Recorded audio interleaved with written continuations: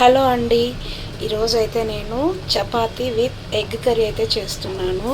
So ఎగ్గులు అయితే ఉడకపెట్టుకుంటున్నాను. తర్వాత కారం అయితే ప్రిపేర్ చేస్తున్నాను. సో ఈ పల్లీలతో చేస్తే చాలా బాగుంటుందండి ఎగ్ కర్రీ.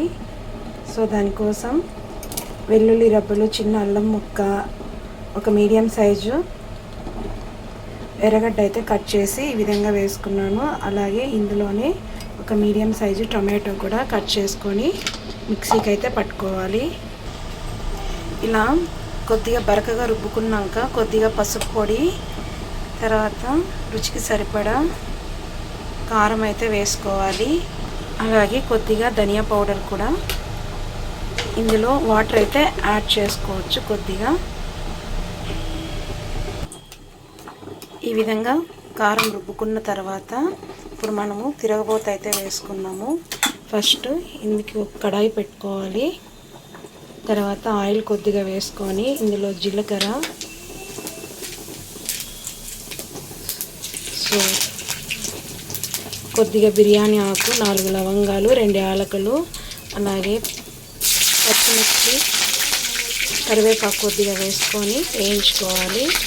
ఇవి ఇలా వేగాక ఇందులోనే కట్ చేసుకున్న మీడియం సైజు ఆనియన్ కూడా వేయించుకోవాలి. వీటిని ఒక 2-3 మినిట్స్ అయితే వేగనివ్వాలి.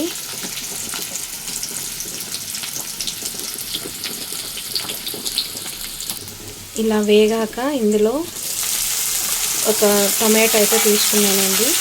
ఇది కూడా చిన్న ముక్కలుగా కట్ చేసుకొని బాగా వేగనివ్వాలి.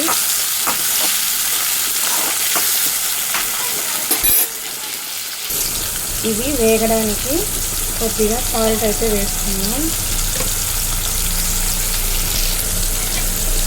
వీటిని ఒకసారి కలుపుకొని మూత అయితే పెట్టుకొని ఒక 2 మినిట్స్ అయితే ఫ్రై చేసుకున్నాం.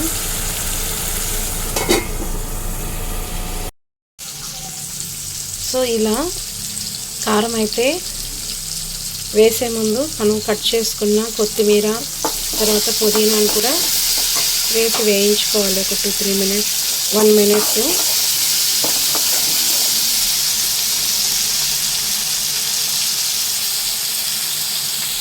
ఇది ఇలా వేగాక ఇందులో మనం ప్రిపేర్ చేసుకున్న కారం ముద్దను అయితే వేసుకోవాలి. ఇప్పుడు మంటని మీడియం ఫ్లేమ్లో పెట్టుకొని ఈ కారాన్ని అయితే బాగా వేగనివ్వాలండి, పచ్చి స్మెల్ పోయేంత వరకు.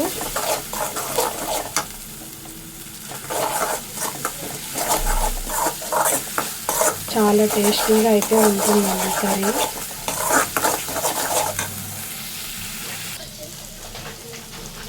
ఈ విధంగా ఆయిల్ అంతా సపరేట్ అయ్యాక ఇప్పుడు తగినన్ని వాటర్ అయితే వేసుకున్నాం గ్రేవీకి. ఈ గ్రేవీని ఒక 5 మినిట్స్ పైన ఉడకనివ్వాలండి. ఇప్పుడు మూత పెట్టి ఉడికించుకున్నాము. ఎగ్స్ని అయితే ఉడికిన తర్వాత ఈ విధంగా ఘాట్లు పెట్టుకొని పక్కన పెట్టుకున్నానండి. సో ఇంకా కర్రీ ఉడకడానికి ఇంకో 5 మినిట్స్ అయితే పడుతుంది.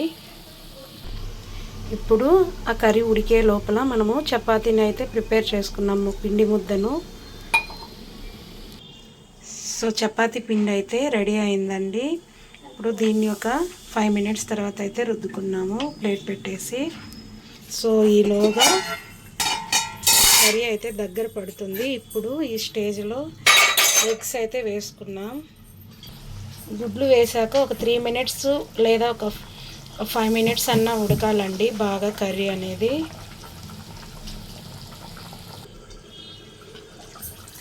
సో కర్రీ అయితే దగ్గరకైతే రెడీ అయిపోయిందండి. ఇంకొక 1 మినిట్ మనకి గ్రేవీ మనకి ఎంత అవసరమో ఆ టెక్స్చర్ని బట్టి అయితే ఉడికించుకోవాలి.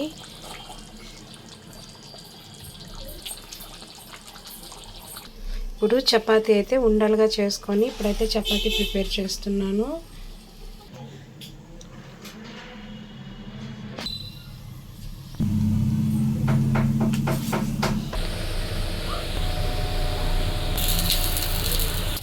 సో చపాతీలు అయితే రెడీ అయిపోయాయి. గ్రేవీ కూడా చాలా ఎమ్మీ టేస్ట్ అయితే ఉంటుందని అనుకుంటున్నాను. సో ఇప్పుడైతే టేస్ట్ చేద్దాం.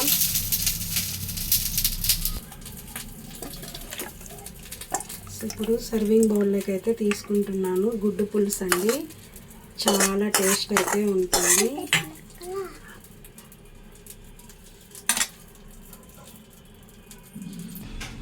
చూసారు కదండి, ఎంతో రుచికరంగా ఉండే గుడ్డు పులుసు అయితే రెడీ అండి. దీని కాంబినేషను చపాతీ అయితే చాలా సూపర్ టేస్ట్గా ఉంటుంది. Please subscribe our channel please అండి, లైక్ చేయండి.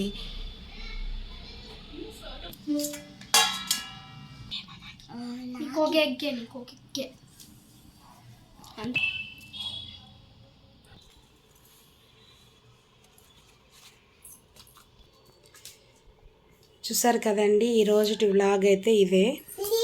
So please subscribe our channel. Egg గుడ్డు కూరతో చపాతి మా పిల్లలకైతే పెట్టాను.